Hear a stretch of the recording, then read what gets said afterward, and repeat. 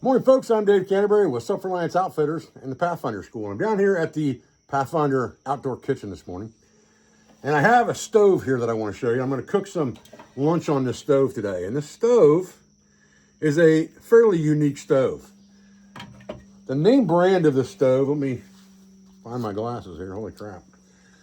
The name brand of the stove is Meva. And this is the number 777-2, okay?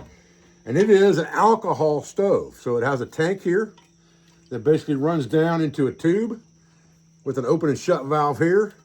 You can see that in the bottom of this thing, there is a preheating trough. When you open this up, it leaks alcohol into that trough. You light that on fire. It heats up the vapors and jets, okay?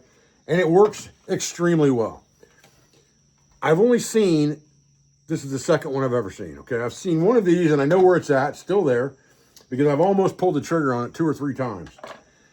And when I found the other one, it has a base on it that's screwed to it that's made out of like mica.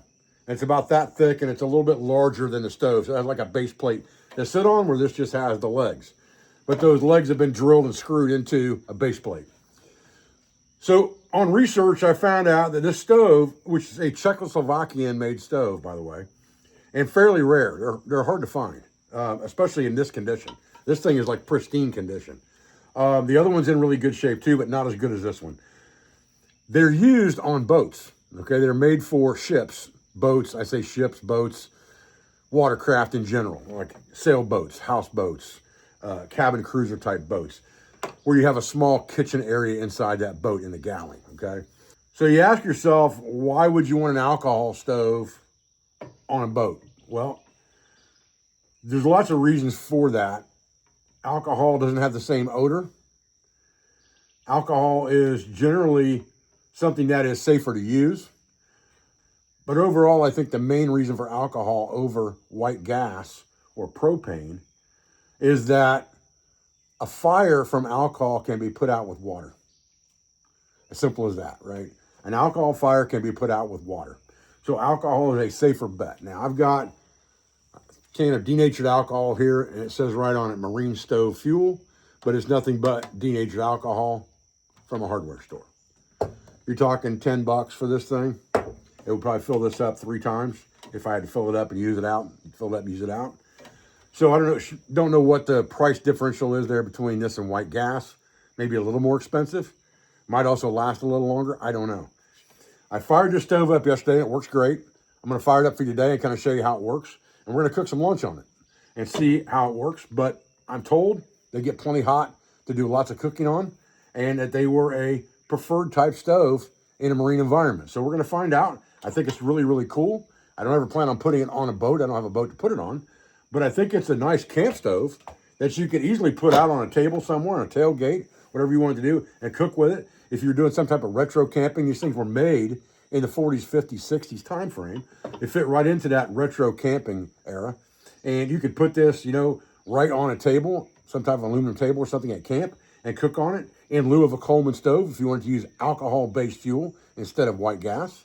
If you had more availability to denatured alcohol, that would be, advantageous to have something like this. It has a single burner, but then again, so were a lot of Coleman stoves back in the day.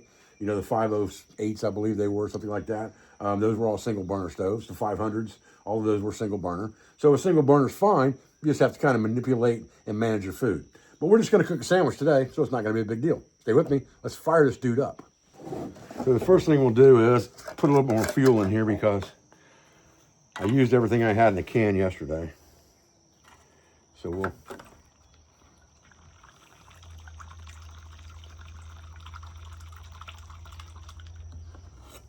won't fill it up. We'll just put enough fuel in it I know it's going to cook. This thing was in really, really good shape. I mean, everything about it was in really good condition. Cross thread that. There we go. Okay. Move our fuel and our funnel out of the way. Now, the way this works is you open this valve and it starts to spill fuel in here. I'll see if I can get that where you guys can see that happening here. Okay, so now we would open this valve all the way, and you can see it's already leaking liquid into that tray. And so I'm going to let it leak a little liquid in that tray till we got a puddle in there, and then I'm going to turn that off. We'll just take a strike anywhere match here. And we'll light that up. There we go. Now we got fire in there.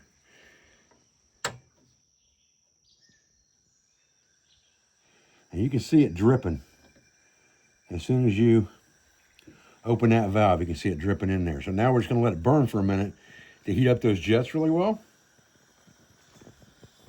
You can hear it start to spitting in the jets right now. It's already trying to jet. I mean, that just took seconds for that thing to start jetting.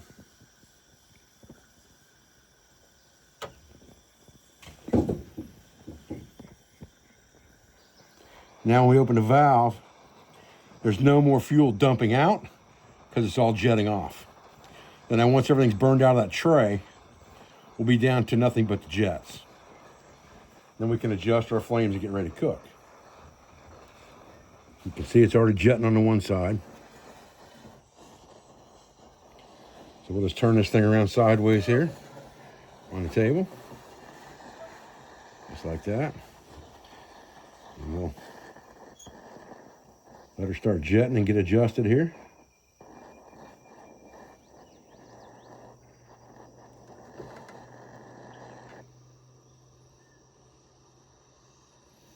There we go. Now all the fuel's coming out of the jets. And we can turn that up.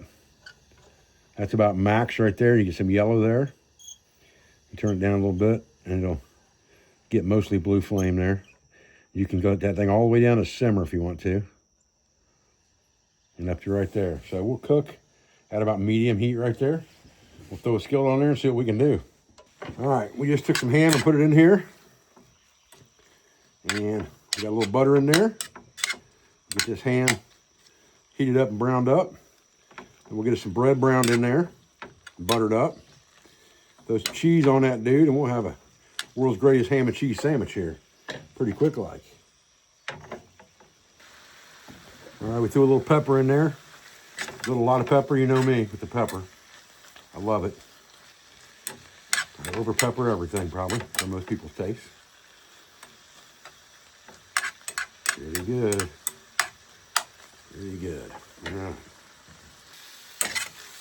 All right, now, let's take that bad boy.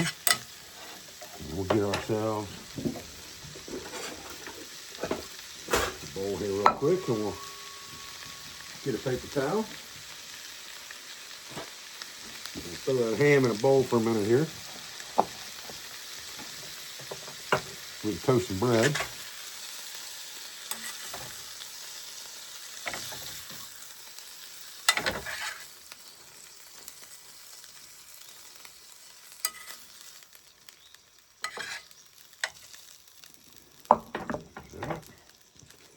Get this butter out here real quick and put some butter in this skillet.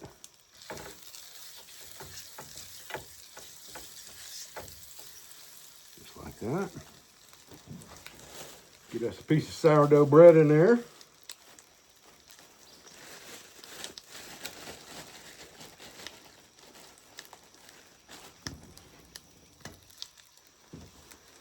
Get him toasted.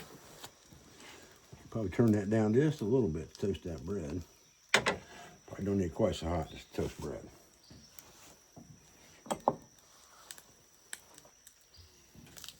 We will put a piece of cheese on that thing while we're toasting it there.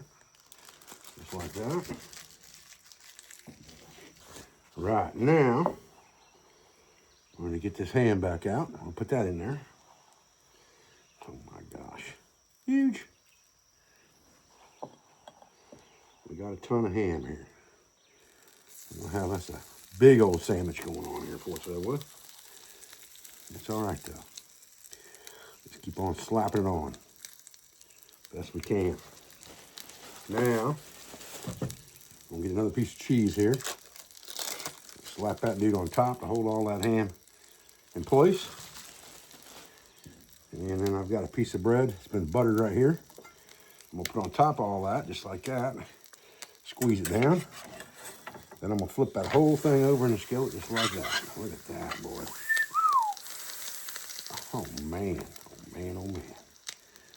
World's greatest ham and cheese coming up, quick.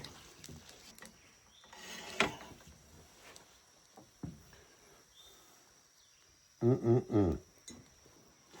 right, let's see what this thing looks like underneath here. Oh yeah, perfect. Put that dude on a plate. Heck yeah.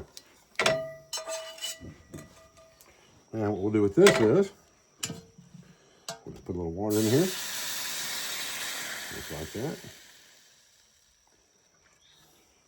that. Turn the heat up.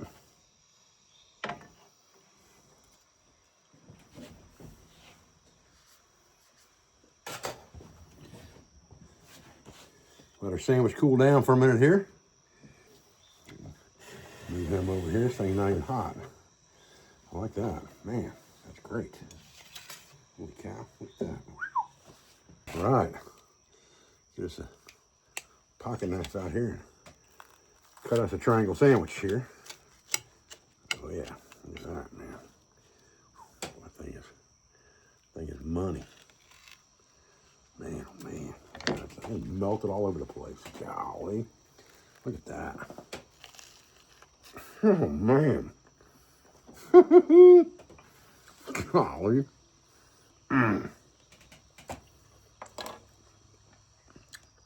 What a lunch. Wow. Perfect.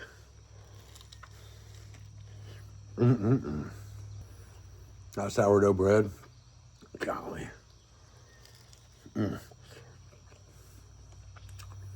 Very awesome. I'm telling you what. Golly, that good. I'm telling you what, this sandwich is some kind of good, but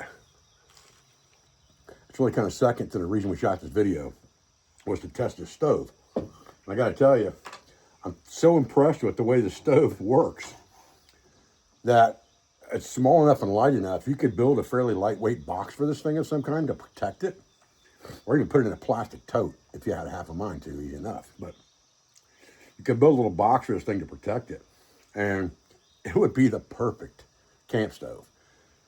I mean, if you don't want to carry a big bulky 2-burner Coleman with you, this thing, the 8-inch skillet on this thing is just perfect size. I mean, look at that thing. That is just the perfect size skillet for the perfect size burner. We got our water boiling in the pan right now. All we're gonna have to do is wipe this dude out. We're gonna be ready to cook again.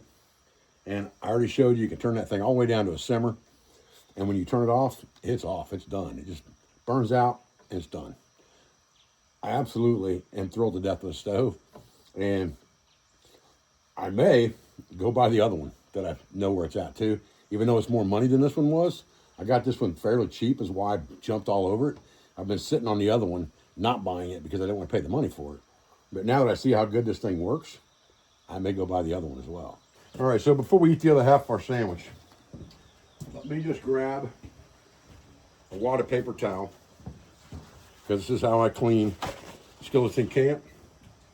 And I use these for fire starters the next morning. So I'm just gonna pull this off. I'm gonna turn this burner off.